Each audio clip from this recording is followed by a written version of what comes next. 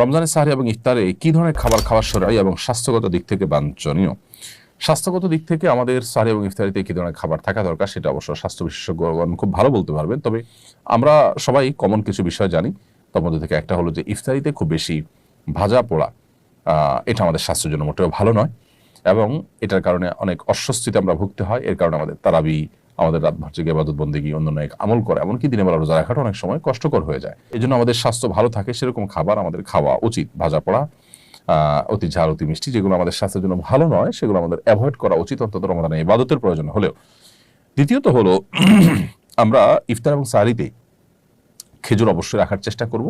এটাতে প্রচুর পরিমাণ খাদ্য শক্তি, এনার্জি যেমন রয়েছে, এমনিভাবে এমন সব খাবার রাখবো, দেশীয় ফল এবং অন্যান্য খাবার যেগুলো সুফল আমাদের শরীরে নানাভাবে ইনশাআল্লাহ আসবে। বিধায় আমরা সেদিকটাকে বিশেষভাবে খেয়াল রাখবো, মনোযোগ দিব ইনশাআল্লাহ। এবং খুব বেশি আপনার উদরপূর্ণ করে খেলে ইবাদতবন্দি করতে অসুবিধা হয়, সেটা অস্বস্তির কারণ হয়, সেটা আমাদের স্বাস্থ্যের জন্য খারাপ হয় এবং শরীয়ত ও সের জন্য আমাদেরকে নিরুৎসাহিত করেছে। সেজন্য আমরা চেষ্টা করব যে সাহরি ইফতারিতে খুব বেশি উদরপূর্ণ করে না খেতে। এই চেষ্টা আমাদের মধ্যে থাকতে হবে।